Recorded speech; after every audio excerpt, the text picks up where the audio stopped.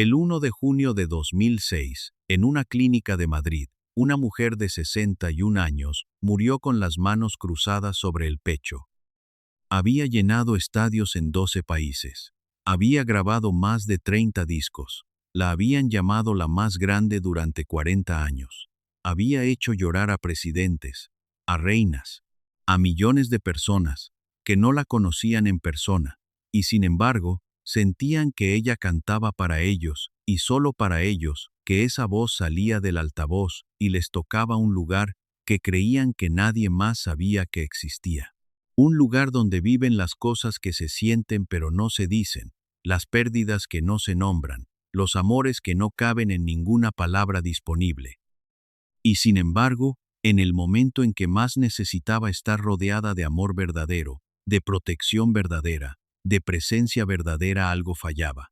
No del modo que ella merecía, no del modo que cualquier ser humano merece cuando el cuerpo ya no puede más y lo que queda es la persona, solo la persona, sin el escenario y sin los aplausos y sin el micrófono que durante 40 años había sido el único lugar donde todo tenía sentido de manera completa.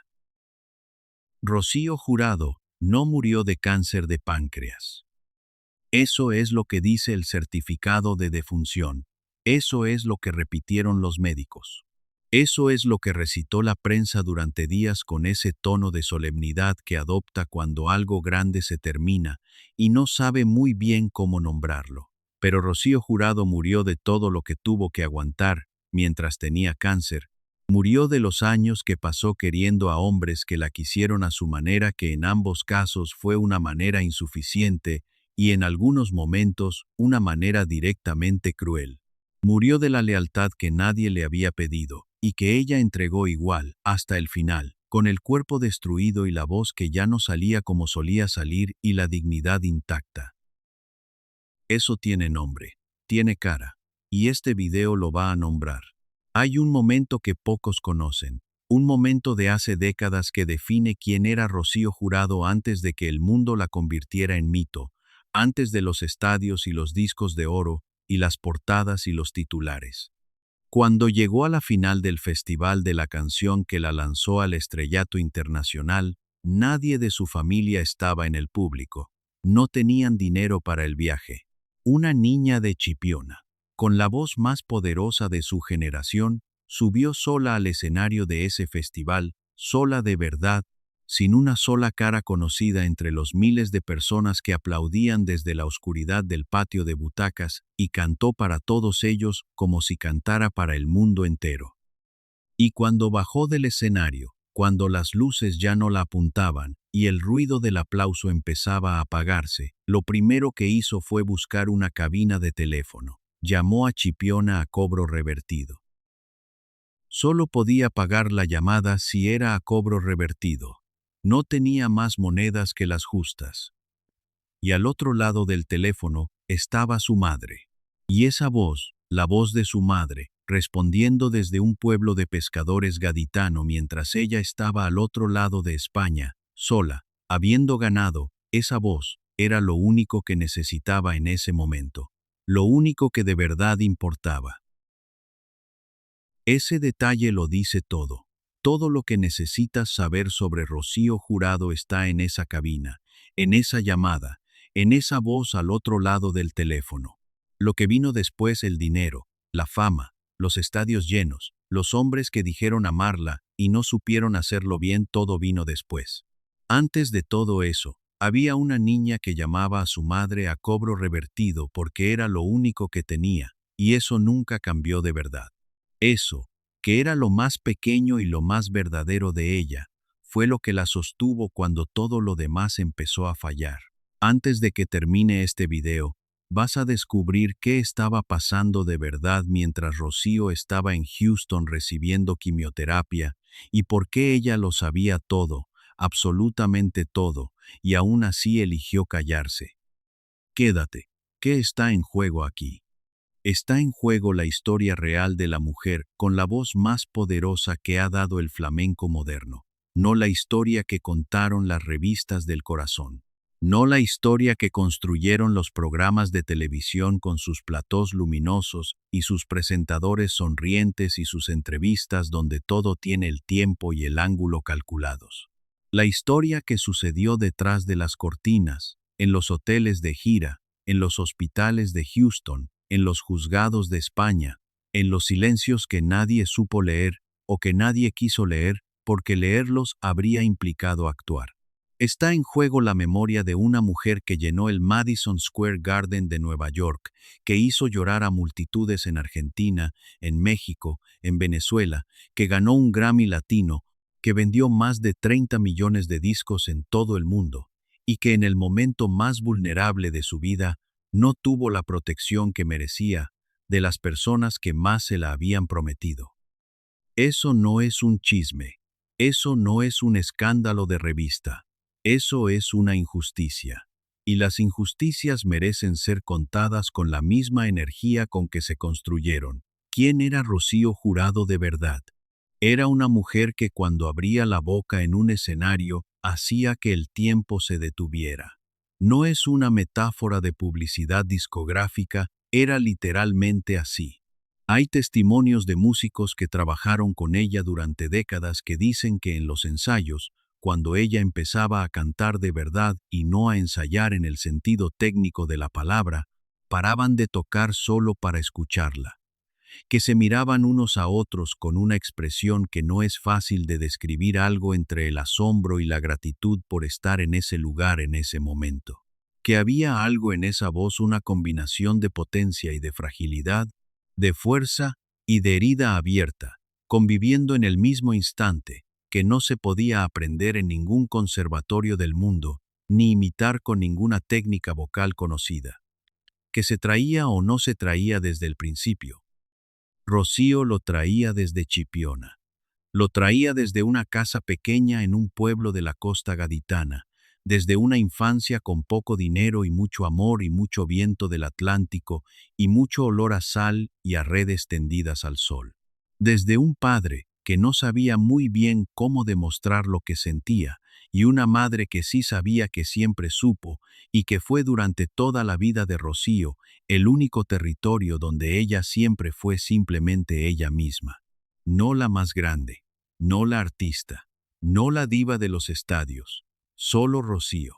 Solo la niña de Chipiona, que llamaba a cobro revertido desde una cabina, porque era lo único que podía permitirse, y porque en ese momento era lo único que necesitaba. ¿Cuándo y dónde empieza todo? Chipiona, Cádiz, 1944. Una niña en un pueblo de pescadores. Una voz que no debería existir en ese contexto, en esa casa, en ese momento de posguerra española donde hay poco de todo y mucho de trabajo y de silencio. Un mundo que todavía no sabe que está a punto de cambiar de una manera que no tiene que ver con política, ni con economía, ni con ninguna de las grandes fuerzas que mueven la historia, sino con una garganta, con un par de pulmones, con algo que una niña trae al mundo sin que nadie se lo haya enseñado. Pero para entender cómo la mujer con la voz más poderosa del flamenco moderno acabó muriendo con menos protección de la que cualquier persona merece, hay que volver al principio. Chipiona, en los años 40, era un pueblo que olía a sal y a salitre y a redes tendidas al sol. Las calles eran estrechas y blancas, y en verano el calor rebotaba en las paredes encaladas con una intensidad que hacía que los mediodías fueran de nadie, desiertos y silenciosos, con el único sonido del mar al fondo como un fondo constante de respiración. En invierno el viento del Atlántico barría todo con una frialdad que se metía hasta los huesos y que hacía que las casas pequeñas, las casas de las familias que vivían del mar y de lo que el mar daba, fueran lugares donde el calor de las personas importaba más que el calor de la calefacción, porque la calefacción no siempre estaba, y las personas, en cambio, sí. En una de esas casas, nació Rocío Mohedano Jurado, en el año 1944, la niña que iba a ser la más grande. La niña que en ese momento no era nada más que una niña con sus rodillas sucias y sus trenzas, y su voz que todavía no sabía lo que podía hacer cuando llegara el momento de saberlo. Su padre se llamaba Fernando Mohedano. Era un hombre de pocas palabras, de esos hombres que fueron criados en la convicción de que el amor se demuestra con hechos y no con palabras. Que demostrar afecto con palabras es una forma de debilidad que los hombres de su generación, de su clase, de su mundo, no se permitían. Fernando Moedano cargaba bultos, arreglaba lo que se rompía, llegaba a tiempo, no faltaba nunca cuando se le necesitaba para algo concreto y físico. La amaba. La amaba de esa manera torpe y sólida, que tienen los padres que no aprendieron a decirlo en voz alta, pero que lo ponen en todo lo que hacen. Y eso a Rocío le dejó una marca no de odio, no de resentimiento, porque ella entendía a su padre mejor de lo que él se entendía a sí mismo, sino de un hambre permanente de que alguien le dijera con palabras lo que su padre solo le decía con silencios. Un hambre de reconocimiento verbal que no desapareció nunca, que estaba ahí cuando cantaba en esa necesidad de que el estadio respondiera, de que la voz volviera a ella en forma de aplauso y le dijera lo que necesitaba escuchar y que en casa, de niña, llegaba siempre de otra manera. La madre era otra cosa. La madre era el refugio. Era la persona que la escuchaba cantar por primera vez, no en un concurso, no en una actuación preparada, sino en la cocina de la casa, mientras amasaba o lavaba platos, y no decía, «qué bonito», como dicen todos los padres que quieren a sus hijos, y no saben qué más decir. Se quedaba callada con los ojos brillantes como si acabara de escuchar algo que no sabía que existía y que en ese momento no encontraba las palabras para nombrar. Y luego seguía con lo que estaba haciendo, pero diferente, con algo en el gesto y en el ritmo que decía que lo que acababa de escuchar le iba a acompañar durante días. Esa diferencia entre los dos padres, el que amaba sin palabras y el que entendía sin explicaciones, moldeó a Rocío de una manera que se puede escuchar en cada canción que grabó. La potencia venía de querer demostrar algo a alguien que no podía pedírselo, pero al que necesitaba mostrárselo igualmente. La fragilidad venía de seguir necesitando que alguien se lo reconociera en palabras. Y las dos cosas juntas, la potencia y la fragilidad, conviviendo en la misma voz, en el mismo momento, en la misma frase de una canción, eso era lo que hacía que los estadios se pusieran de pie antes de que abriera la boca. La primera vez que Rocío cantó en público tenía poco más de 10 años. No había escenario preparado, no había micrófono, no había jurado ni premio que ganar.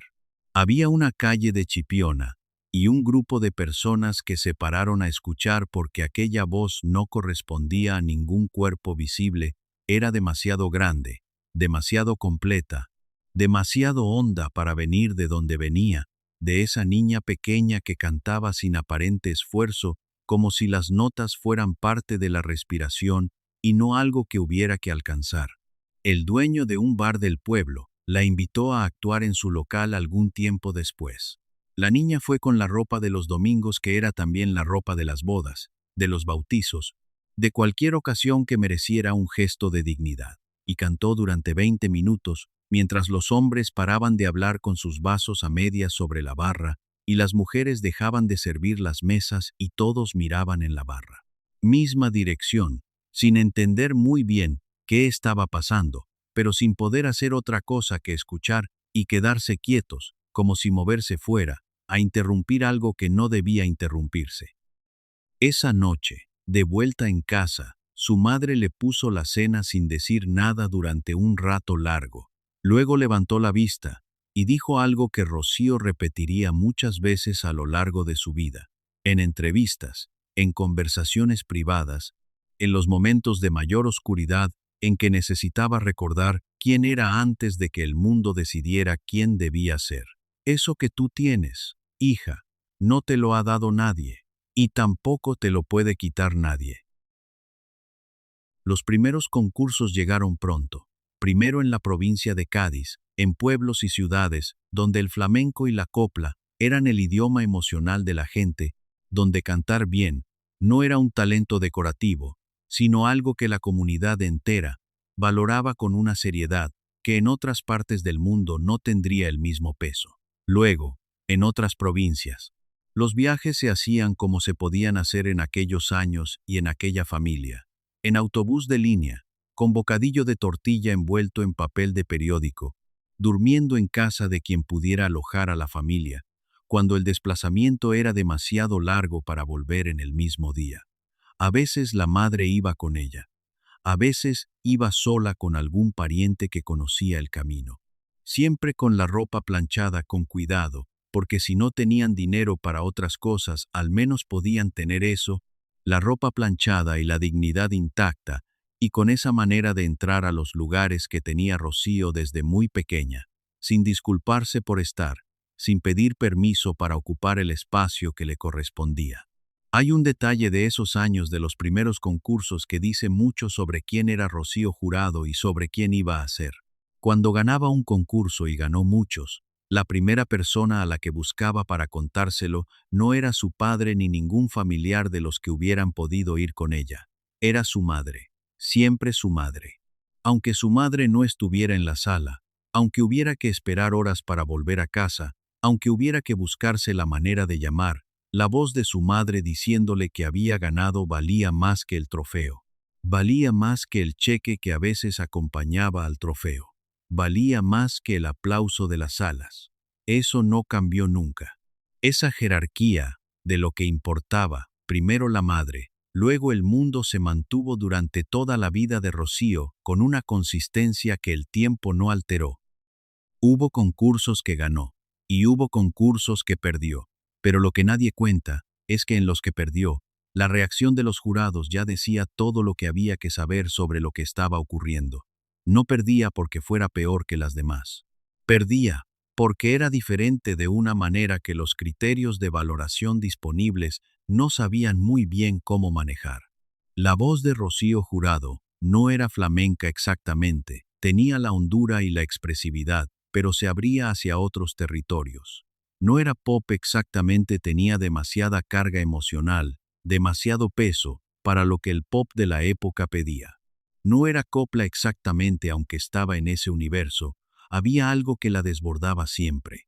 Era las tres cosas y ninguna de las tres. Era algo nuevo que todavía no tenía nombre y que los jurados de concurso que tenían que decidir con categorías establecidas no sabían del todo cómo premiar.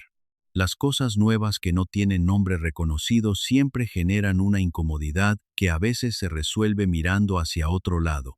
Esa incomodidad fue la que produjo Rocío Jurado en casi todos los espacios donde aparecía durante sus primeros años. Y esa incomodidad, décadas después, cuando el mundo ya tenía nombre para lo que ella hacía, y ese nombre era simplemente Rocío Jurado, se reconvirtió en lo que siempre se reconvierte cuando el talento se impone, en rendición, en admiración, en la certeza, un poco avergonzada, de que lo que se vio antes de entender no era menor de lo que parecía, era exactamente lo que era, lo más grande que había pasado por esa sala.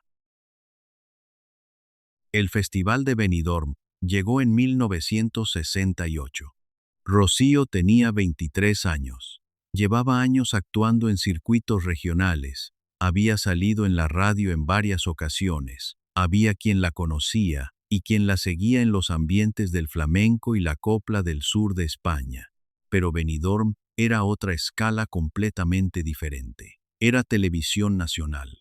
Era toda España, mirando en la misma dirección al mismo tiempo en ese momento de mediados de siglo, en que la televisión era todavía el centro de gravedad del entretenimiento colectivo. Era el primer gran escaparate que podía convertir a una artista de provincia en un nombre reconocible en cualquier punto del mapa. Se presentó con una canción que se llamaba Señora, y cuando terminó de cantarla, el silencio que hubo en el teatro durante unos segundos, 2, 3, quizá 4, que en ese tipo de situación se sienten como mucho más antes de que el público comenzara a aplaudir, fue exactamente el tipo de silencio que solo se produce cuando algo genuinamente extraordinario acaba de ocurrir, y las personas presentes todavía no han procesado del todo lo que acaban de experimentar. No el silencio de la indiferencia. No el silencio de quien espera educadamente. El silencio de quien ha escuchado algo que no esperaba y que está todavía dentro de ello, que todavía no ha salido del todo de donde esa voz lo metió. Luego, el aplauso. Largo, sostenido, con ese tono particular que tiene el aplauso cuando ya no es solo educación sino algo más urgente, la necesidad de responder físicamente a algo que ha pasado dentro del cuerpo y que no sabe salir de otra manera. Rocío ganó el festival. Y ganó algo más importante que el festival: la atención de productores y directores artísticos y compañías discográficas que hasta ese momento no sabían exactamente que buscaban aquello, esa voz, esa presencia, esa manera de pararse en el centro de un escenario, como si el escenario hubiera existido desde siempre, solo para que ella ocupara ese centro y llenara con su voz cada milímetro de ese espacio. El disco llegó. Las giras nacionales llegaron, y luego el salto que lo cambió todo: Latinoamérica. Lo que nadie cuenta es que en ese momento, cuando bajó del escenario de Benidorm con el trofeo en la mano y el corazón latiéndole de una manera que casi daba miedo, su primer pensamiento no fue el contrato discográfico que se iba a firmar, ni la carrera que se abría, ni el futuro que de repente se presentaba con una claridad que no había tenido nunca. Su primer pensamiento fue buscar una cabina de teléfono, llamar a Chipiona, a cobro revertido, porque no llevaba monedas suficientes. Y su madre descolgó al primer tono, como si hubiera estado esperando al lado del teléfono durante toda la tarde sin moverse de allí. Y Rocío dijo: «Mamá, he ganado». Y al otro lado del teléfono, hubo un silencio de un segundo, uno solo, brevísimo, que valía más que todos los aplausos del teatro juntos. Porque en ese silencio estaba todo: el reconocimiento, el orgullo, la comprensión de lo que acababa de ocurrir por parte de la única persona en el mundo que desde el principio había sabido con certeza que iba a ocurrir. La carrera internacional comenzó con las primeras giras por España y luego el salto al otro lado del Atlántico. Argentina fue uno de los primeros destinos. Buenos Aires recibió a Rocío Jurado con esa mezcla de pasión y exigencia que tiene el público porteño cuando siente que alguien de verdad está encima del escenario, no actuando, sino estando ahí con todo lo que tiene. Las canciones que llevó eran canciones que en Argentina ya se conocían por la radio, pero que en directo tenían otra dimensión. Las salas se llenaron, los teatros se llenaron, y luego dejaron de ser teatros y empezaron a ser estadios. Ese paso de teatros a estadios es el que define a los artistas verdaderamente grandes. La diferencia no es solo de capacidad de aforo, es de escala de conexión. Un teatro es íntimo, incluso cuando es grande. Un estadio es una experiencia colectiva de una naturaleza diferente: 20.000 personas, 30.000, todas sintiendo lo mismo al mismo tiempo en el mismo lugar. Y Rocío en un estadio no era una artista actuando para una multitud, era el centro de algo que la multitud construía alrededor de ella. México fue otra historia igualmente poderosa. El México de los 70 y los 80 tenía una relación profunda con la música española, con la copla, con el flamenco, con las voces que venían del otro lado del Atlántico cargadas de historia y de sentimiento. Rocío encajó en esa relación, como si hubiera sido parte de ella desde siempre. Las giras por México duraban semanas. Había ciudades en las que actuaba varias noches seguidas ante el mismo tipo de público, personas que volvían porque la primera noche no había sido suficiente, porque necesitaban más de lo que habían recibido y sabían que al día siguiente habría más disponible. Venezuela, Colombia, Chile, en cada país una respuesta parecida, con variantes de temperatura y de estilo, pero con el mismo núcleo, que esa voz decía algo que la gente de 50 años, de 40, de 60 personas que habían amado y perdido y seguido viviendo reconocía como suyo. El Madison Square Garden de Nueva York merece un párrafo propio, porque el Madison Square Garden no es un escenario cualquiera en el catálogo de los grandes recintos del mundo. Han actuado allí las figuras más grandes de la música del siglo XX. Y Rocío Jurado, una niña de un pueblo de pescadores de Cádiz que de adolescente no tenía monedas suficientes para llamar a su madre sin hacerlo a cobro revertido, llenó ese estadio. Lo llenó en más de una ocasión, con un público que venía de toda América y de toda España. Algunos habían cruzado el Atlántico literalmente solo para estar en esa sala en ese momento, y que cuando las luces se apagaban y los primeros compases del piano empezaban a sonar, se ponían de pie antes de que ella apareciera. La expectativa era física. Era algo que se sentía en el aire de esa sala como una corriente eléctrica que iba de persona a persona y volvía y se amplificaba. Y cuando Rocío llegaba al escenario y abría la boca para la primera nota, esa corriente encontraba su origen y su destino al mismo tiempo. El Grammy Latino llegó como un reconocimiento que en realidad era una confirmación de lo que los estadios ya llevaban décadas diciendo. El mundo de la industria musical, que a veces tarda en ponerse al día con lo que el público ya sabe, finalmente formalizó lo que cualquiera que hubiera estado en uno de sus conciertos en cualquier parte del mundo hispanohablante podría haber certificado desde mucho antes, que Rocío Jurado era la más grande. No una de las grandes, la más grande. Hay canciones suyas que son imposibles de escuchar sin sentir algo, no de manera difusa, de manera concreta, física, localizable en el cuerpo, como una ola es una de ellas. Ese hombre es otra. La llave es otra. Canciones que la gente de 50, de 60 años, lleva décadas escuchando, y que siguen sonando nuevas, cada vez que empiezan. Como si cada vez que el disco empieza, las palabras dijeran algo que todavía no se había dicho exactamente de esa manera. Eso no es nostalgia. La nostalgia es un mecanismo de defensa que convierte el pasado en algo más bonito de lo que fue. Lo que le pasa a la música de Rocío Jurado no tiene que ver con el pasado, tiene que ver con algo que sigue siendo verdad en el presente, con emociones que no han caducado, con el dolor de amar, y el coste de la lealtad y la belleza rara de seguir de pie después de que todo lo que importaba se ha roto. Esa es la razón por la que los jóvenes que la descubren ahora no la descubren como pieza de museo, la descubren como algo que les habla a ellos, que dice cosas sobre su propia experiencia con un lenguaje que ellos no habrían encontrado solos, pero que al escucharlo reconocen de inmediato como exacto, como la palabra precisa para algo que no tenía nombre, hasta que Rocío lo cantó. ¿Cómo se sostiene ese peso? ¿Cómo se vive con esa responsabilidad, la responsabilidad de ser lo que tanta gente necesita que seas, de ser el sonido de sus emociones más profundas, cuando en tu vida privada las cosas no están como deberían? Porque en la vida privada de Rocío Jurado, mientras los estadios se llenaban y los discos se vendían y los premios llegaban y el nombre crecía y el mundo hispanohablante la veneraba, algo llevaba tiempo sin estar bien. Su nombre era Pedro Carrasco. Pedro Carrasco era boxeador, campeón de Europa del peso ligero.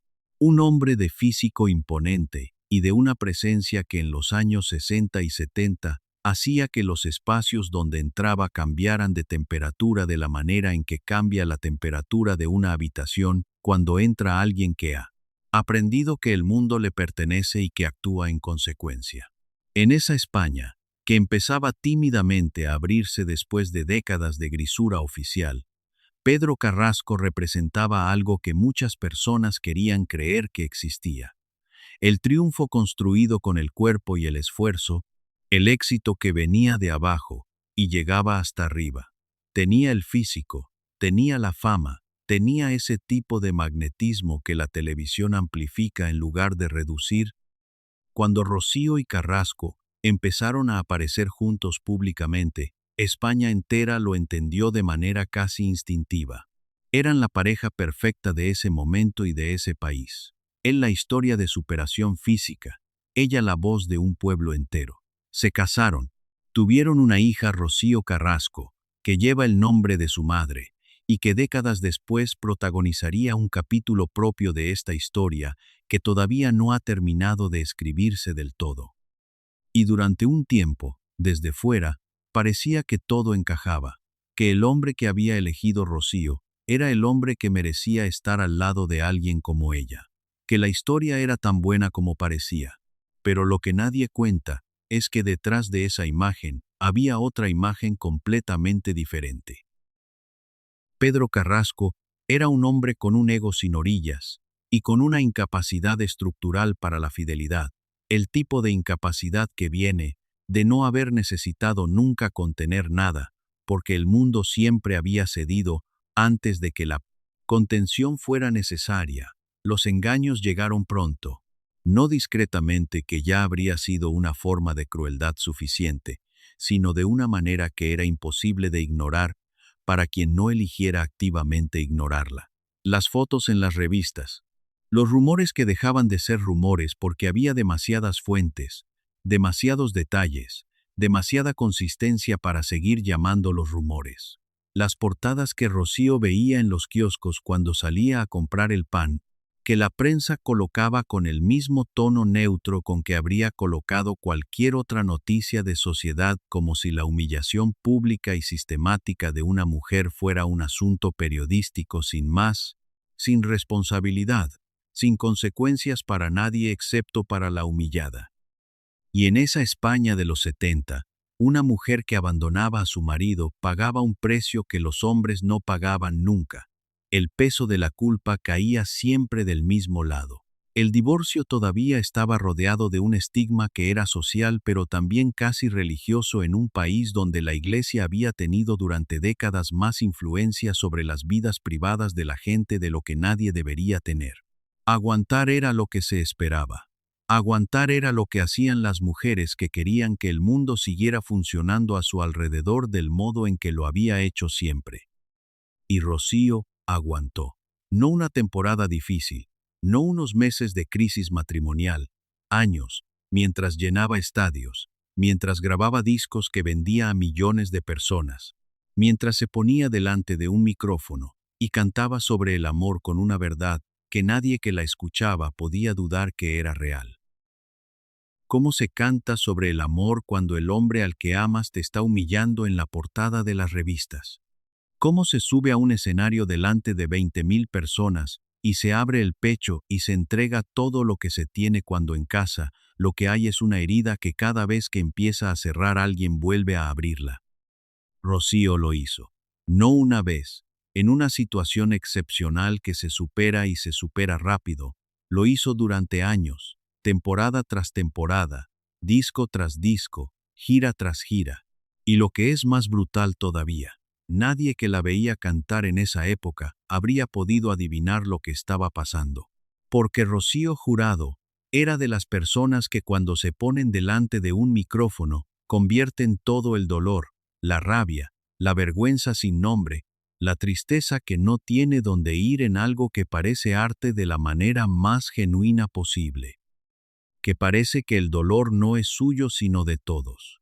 Que parece que canta para quien la escucha y no para soltar lo que lleva dentro, que lo que sale es una ofrenda y no un alivio.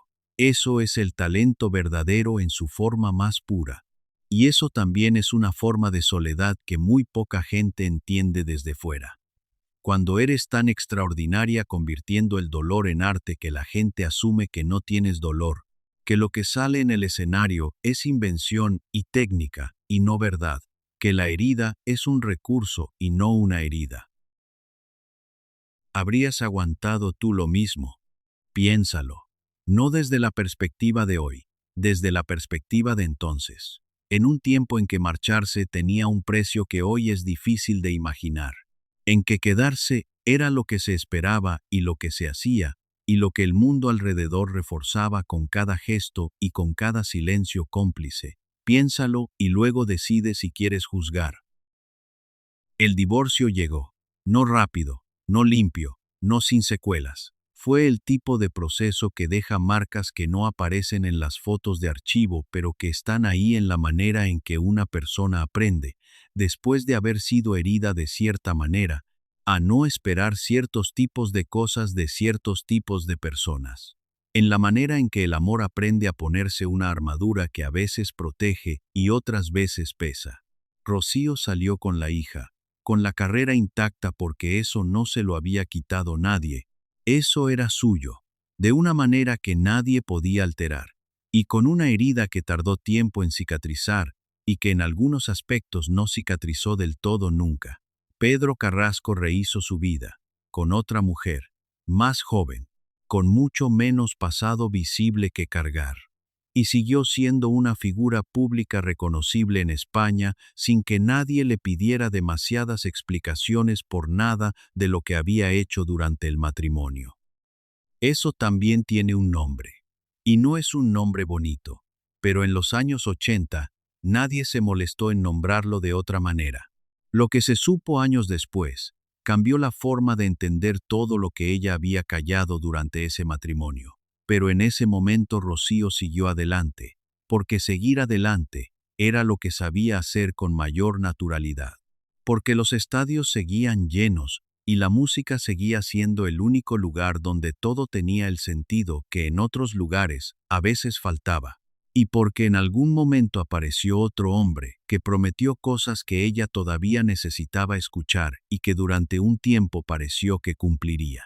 Hay algo que merece decirse sobre ese período entre el fin del primer matrimonio y el comienzo del segundo. Fue un período de su vida en que Rocío Jurado estuvo más sola de lo que el mundo vio. No sola en el sentido de sin compañía tenía a su hija, tenía a sus músicos, tenía a las personas del trabajo que la rodeaban en las giras y en las grabaciones. Sola en el sentido más específico y más difícil de describir. Sola en ese lugar donde una persona que ha sido profundamente traicionada por alguien a quien amaba, tiene que volver a construir la confianza en que el amor puede existir sin esa traición. Ese trabajo no lo ve nadie desde fuera. No se fotografía, no sale en las entrevistas, pero es el trabajo más duro que existe. Más duro que llenar el Madison Square Garden. Más duro que sostener 4 décadas de carrera porque no tiene público y no tiene aplauso y no hay ninguna cabina desde donde llamar a cobro revertido para decirle a alguien que has ganado. Y en ese periodo, Rocío Jurado siguió cantando, siguió llenando estadios, siguió siendo la más grande para todos los que la escuchaban, porque eso era lo que sabía hacer, porque en el escenario sí había aplausos, y porque a veces los aplausos de 20,000 personas son la única respuesta disponible a una pregunta que nadie más puede contestar. José Ortega Cano era torero.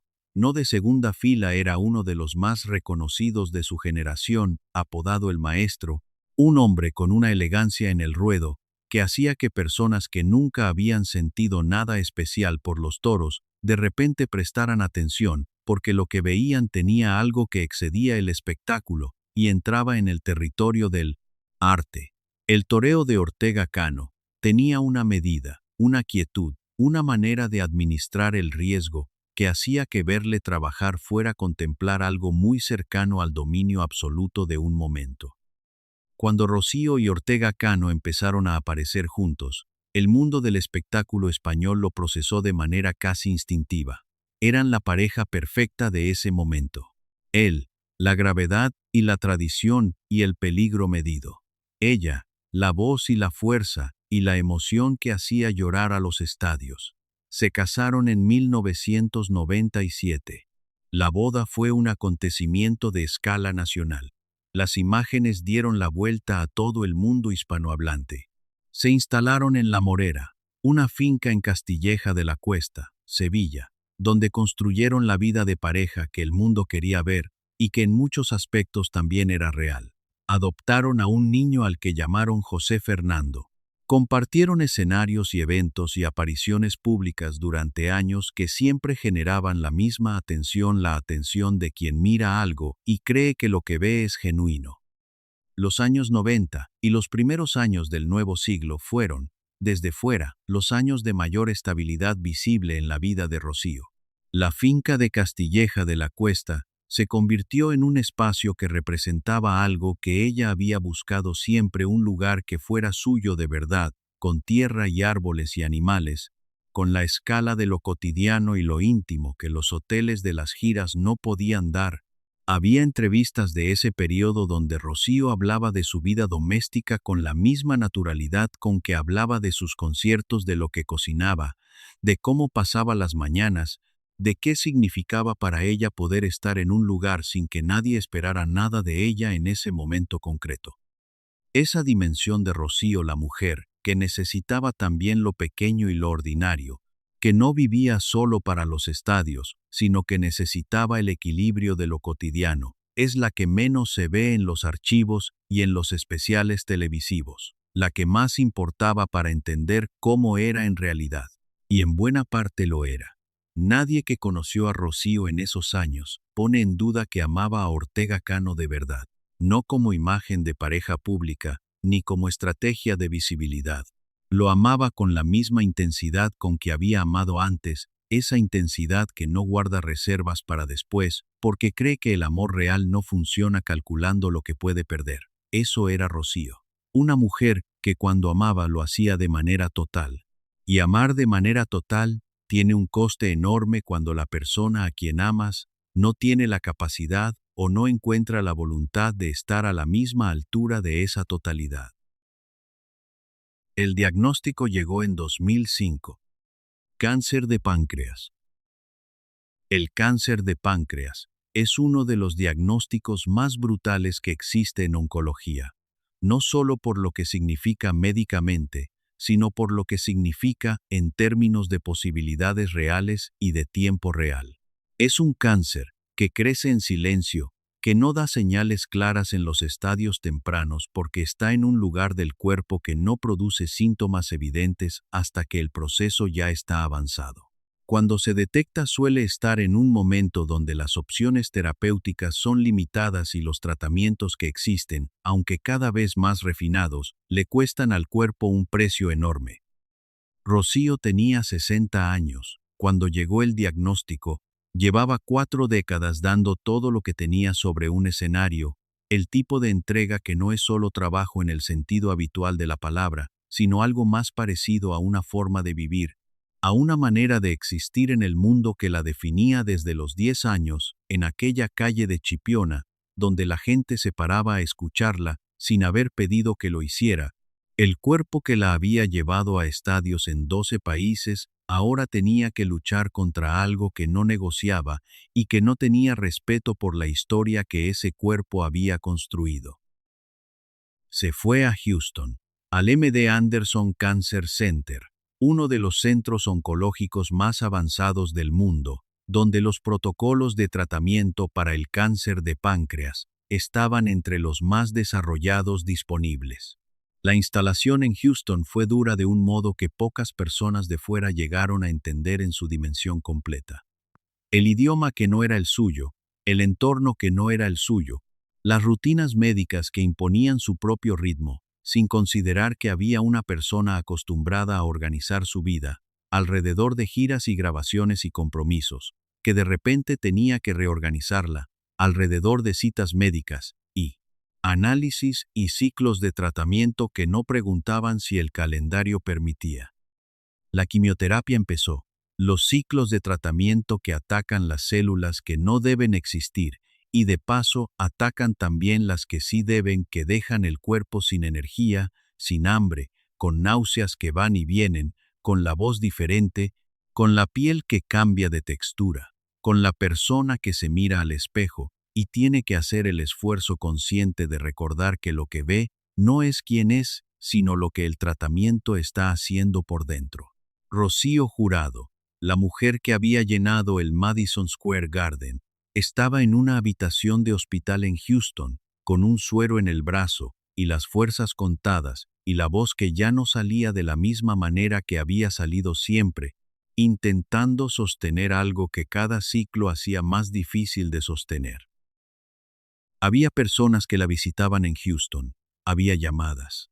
Había personas que intentaban hacer que aquello fuera lo que no podía ser del todo, un lugar donde alguien estaba a salvo, donde alguien estaba acompañado de verdad, donde el amor que había entregado durante toda su vida volvía a ella en la cantidad y con la calidad que necesitaba en ese momento. Y había momentos en que eso era así, y había otros momentos en que no, y en los momentos en que no, Rocío Jurado estaba en una habitación de hospital en un país que no era el suyo, con el cuerpo que protestaba y la voz que bajaba, y el pensamiento que a veces se permitía ir a lugares donde no se había permitido ir nunca, a preguntarse si lo que había dado era lo que debía haber dado, a quién y de qué manera. Y si en algún momento alguien había estado a la misma altura de lo que ella había sido capaz de dar. Eso es lo que nadie ve en las fotos de archivo. Eso es lo que nadie nombra en los especiales de aniversario. Esa pregunta que una mujer se permite hacerse en silencio, en los momentos más oscuros, cuando ya no tiene energía para sostener la narrativa que ha construido durante años y tiene que estar a solas con la verdad de lo que ha sido su vida. Y en esos meses, a miles de kilómetros de distancia, estaban pasando cosas que Rocío sabía. Antes de llegar a eso, hay que detenerse en lo que significaba estar enferma para alguien como ella. No solo físicamente, eso era brutal y suficiente, por sí mismo, emocionalmente, identitariamente. Rocío Jurado había construido su identidad durante 40 años sobre la capacidad de dar voz, de dar emoción, de dar presencia, de dar todo lo que tenía sobre un escenario y que el público lo recibiera y se lo devolviera en forma de amor que ella sentía como algo físicamente real, como algo que se podía tocar si se extendía la mano en la dirección correcta. Esa era la transacción fundamental de su vida. Esa era la razón por la que los estadios llenos importaban no solo como validación profesional, sino como confirmación de algo mucho más profundo, de que lo que era tenía valor. Y ahora estaba en una situación en la que no podía dar, en la que tenía que recibir, en la que tenía que depender de otras personas para cosas básicas y cotidianas, que había hecho sola durante toda su vida adulta. Y para alguien que había pasado 40 años siendo la que sostenía a su hija, a sus músicos, a sus equipos, a los estadios enteros de personas que necesitaban que ella fuera lo que era, esa dependencia era una forma de violencia suave pero constante contra todo lo que creía que era y todo lo que sabía hacer. ¿Qué es lo que hace que una mujer con toda esa fuerza elija callarse cuando más le importa hablar? ¿Qué hace que la persona con la voz más poderosa de su generación decida no usar esa voz para decir lo que necesita decir y protegerse cuando necesita ser protegida? Hay una respuesta, y la respuesta no es debilidad. La respuesta es el código, el mismo código que llevaba con ella desde Chipiona.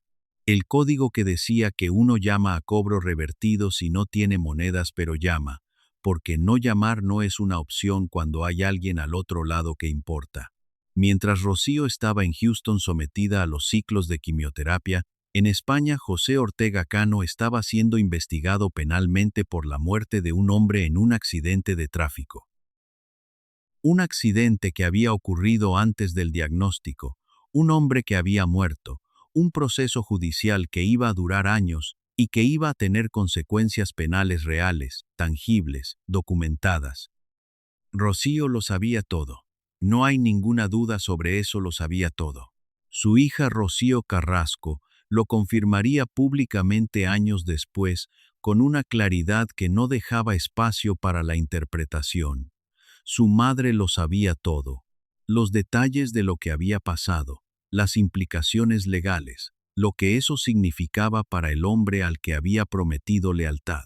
Y aún así enferma, con el cuerpo que cada ciclo de quimioterapia destruía un poco más, con las fuerzas contadas, y la voz diferente, y la persona que había sido durante 40 años, haciéndose cada vez más difícil de sostener, Rocío Jurado siguió defendiendo a Ortega Cano. Siguió siendo la voz que lo sostenía. Siguió honrando el código. No por debilidad, no por ignorancia, no por incapacidad de entender lo que estaba ocurriendo, sino por un código de lealtad que había construido durante toda su vida y que no sabía desactivar porque no era una decisión consciente que se tomara cada mañana, era parte de lo que era parte del mismo núcleo que la hacía llamar a cobro revertido desde una cabina en lugar de esperar a tener monedas. que la hacía subir a un escenario con el corazón roto y cantar como si el corazón estuviera entero, que la hacía defender lo que amaba con las fuerzas que tuviera disponibles, aunque esas fuerzas fueran cada vez menos. Ese código era genuinamente suyo. No era sumisión, ni dependencia psicológica, ni miedo disfrazado de lealtad. Era la misma intensidad con que amaba aplicada a la fidelidad. Y ese rasgo que en otros momentos de su vida había sido una fortaleza que le permitió sostenerse en situaciones que habrían destruido a otras personas en esa habitación de Houston, le costó fuerzas que necesitaba para otra cosa. Nadie que estuviera cerca de Rocío en esos meses pudo no ver lo que estaba pasando. Nadie que la conociera de verdad pudo no entender el precio que estaba pagando. Hay algo que las biografías oficiales y los especiales televisivos de conmemoración no dicen con la claridad que merece decirse, y es esto: la energía emocional que se gasta en proteger a alguien, en sostener su imagen, en defender su nombre, en mantenerse firme detrás de él ante un mundo que tiene preguntas que no están siendo respondidas. Esa energía no es gratuita. Se paga con algo concreto. Y cuando el cuerpo ya está pagando el precio de una enfermedad terminal, cuando cada célula tiene que concentrarse en sobrevivir al siguiente ciclo de tratamiento, cada gramo de energía que va en otra dirección es un gramo que no va a donde más falta hace. No es una causalidad simple y directa que un médico vaya a afirmar. Es algo más básico y más brutal que cualquier protocolo médico: la aritmética elemental de lo que tiene un cuerpo humano cuando está al límite de lo que puede dar. La vuelta a España llegó cuando el tratamiento en Houston había dado todo lo que podía dar. El deterioro fue visible para quienes la rodeaban con la suficiente cercanía para verlo, aunque Rocío hizo todo lo posible para que no fuera visible para el mundo en general. Hubo una última aparición pública, una de esas apariciones que las personas más cercanas sabían que le costaba un esfuerzo que ya no tenía, pero que hacía igualmente, porque no hacerlo habría sido una forma de rendirse, que no estaba en el código, en la que Rocío se presentó con la dignidad intacta, con la presencia intacta, como si el cuerpo que llevaba por dentro no fuera el que era, porque eso también era ella, la capacidad de separar lo que sentía por dentro de lo que mostraba por fuera, de ser para los demás lo que los demás necesitaban que fuera, aunque por dentro ya no quedara casi nada para dar. Los últimos meses fueron lo que fueron: el cuerpo que se rinde, la voz que baja, las fuerzas que se hacen cada vez más escasas. La cama del hospital, el suero, los médicos que hacen lo que pueden con lo que hay. Y el 1 de junio de 2006, Madrid, una clínica, una habitación, las manos cruzadas sobre el pecho. 61 años, 34 discos. Más de 30 millones de discos vendidos en todo el mundo hispanohablante, 4 décadas de carrera. El Madison Square Garden, Buenos Aires, México DF, Caracas, Bogotá, Santiago, el Grammy Latino, los premios internacionales, los estadios que se ponían de pie antes de que abriera la boca, la voz que hacía que los músicos pararan de tocar solo para escucharla. La llamada a cobro revertido desde una cabina en Benidorm, el código que no se pudo desactivar, aunque costara lo que costó. Todo eso junto. Y las manos cruzadas sobre el pecho. Si esta historia te ha removido algo, el próximo vídeo es sobre otra mujer que lo dio todo y a quien el mundo le falló de una manera que tampoco esperabas. No te lo pierdas. Los años que siguieron a su muerte trajeron lo que siempre trae el tiempo cuando hay verdades que todavía no han encontrado su momento: la perspectiva necesaria, la distancia suficiente y las personas que finalmente deciden hablar. Su hija, Rocío Carrasco, habló, con una valentía que le costó lo que le costó, porque poner en palabras públicas ciertas cosas tiene un precio personal que la gente que lo ve desde fuera no siempre sabe medir con justicia. Y lo que dijo cuando habló cambió, para muchas personas, la manera de entender no solo los últimos años de la vida de Rocío, sino el arco completo de su historia. La declaración de Rocío Carrasco fue uno de esos momentos televisivos que de vez en cuando ocurren y que dividen el tiempo en antes y después. No porque revelara algo que nadie pudiera haber imaginado, sino porque ponía en palabras, con nombres y detalles, y la autoridad de quien estuvo allí, lo que hasta ese momento muchas personas habían intuido sin tener manera de articularlo. Lo que dijo sobre su madre fue esto: que Rocío Jurado era una mujer que sabía exactamente lo que pasaba a su alrededor, que no era la víctima pasiva que algunos relatos posteriores quisieron construir, que era una mujer de inteligencia y de criterio que tomaba decisiones que a veces tenían un coste enorme, porque así era su código y así era su manera de querer. Lo que dijo sobre ella misma, sobre lo que había vivido, sobre lo que había soportado, sobre el silencio que le habían impuesto, fue otra historia que merece su propio video. Una historia que todavía hoy no está completamente cerrada. Una historia que la hija de Rocío Jurado lleva cargando desde hace décadas, con una determinación que se parece, en su manera de no rendirse, a la misma determinación que su madre tenía cuando subía a un escenario con el corazón roto y cantaba como si el corazón estuviera entero.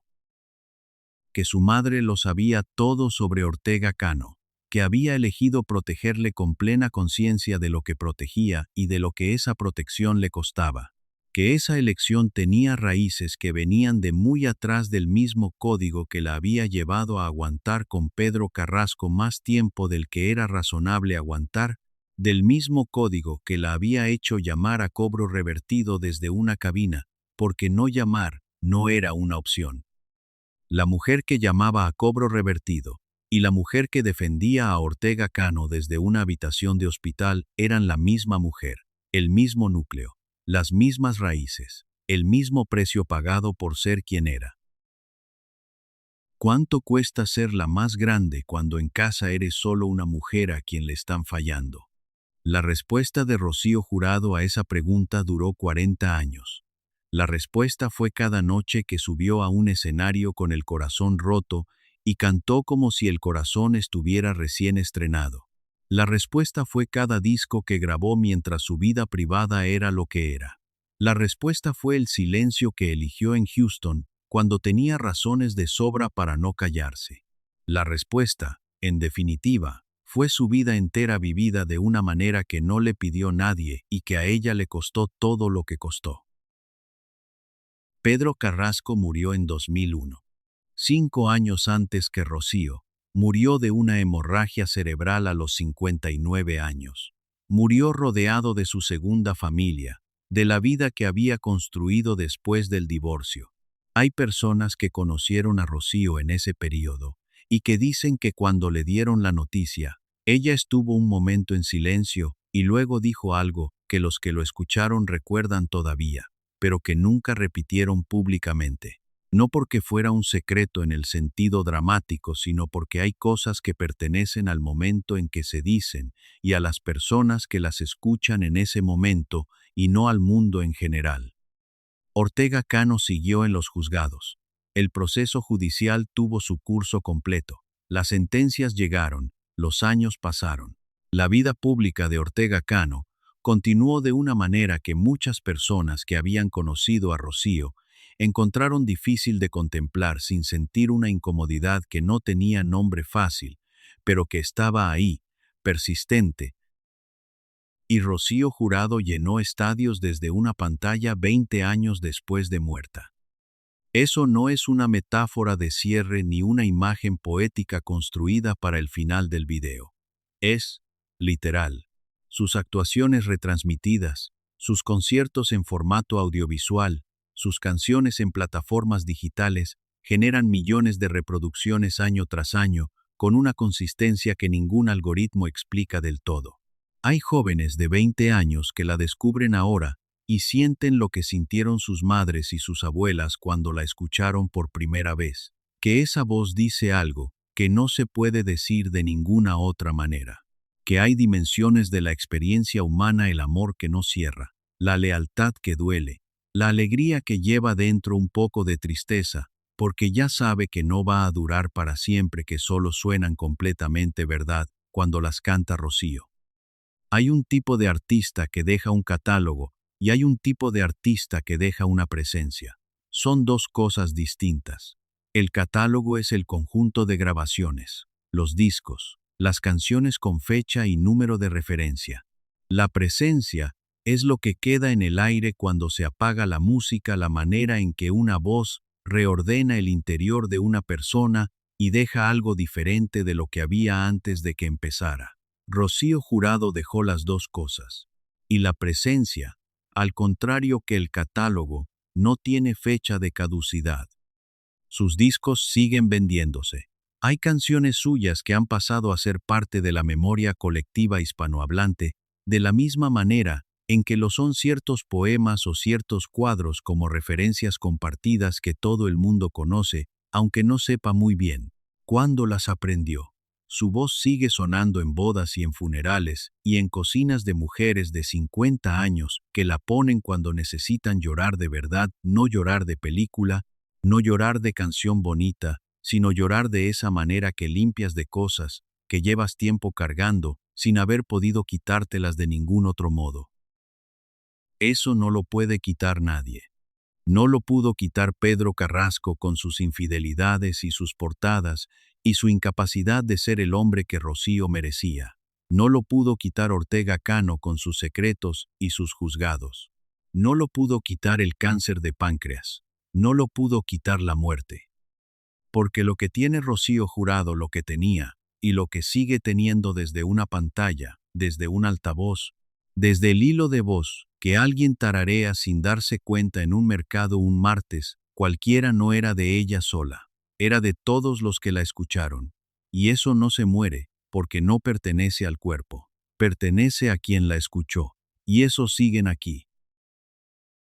La más grande no es un apodo que alguien inventó para una campaña de marketing. No es un título que se otorga en una ceremonia y que se puede retirar si las circunstancias cambian.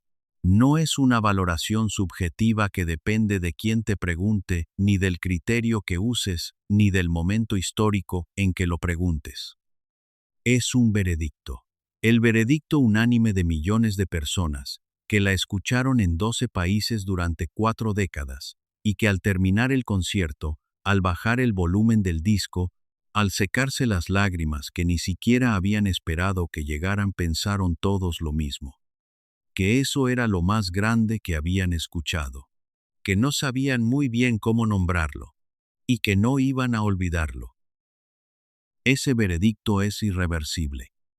Y nadie, ni los hombres que la fallaron a su manera, ni la enfermedad que le tomó el cuerpo, ni los años que han pasado desde el 1 de junio de 2006, nadie ha podido, ni va a poder, cambiar una sola sílaba de ese veredicto, porque ese veredicto no lo pronunció ella, lo pronunciaron los estadios, lo pronunciaron los millones de personas que la escucharon y reconocieron en esa voz algo que los hacía sentir menos solos en lo más profundo. Lo pronunció la historia, que tiene sus propios criterios y que no le pide permiso a nadie para sus conclusiones finales. Hace décadas, una niña de Chipiona llamó a cobro revertido desde una cabina para decirle a su madre que había ganado. No tenía dinero para otra cosa. No tenía a nadie de su familia en el público. No tenía más que esa voz que no le había dado nadie y que tampoco le podía quitar nadie, como su madre le había dicho aquella noche en la cocina, mientras no encontraba las palabras para lo que había escuchado y la certeza de que al otro lado del teléfono había alguien que iba a escucharla. Hoy esa voz sigue siendo la más grande que ha dado este idioma. La cabina ya no existe. La voz, sí.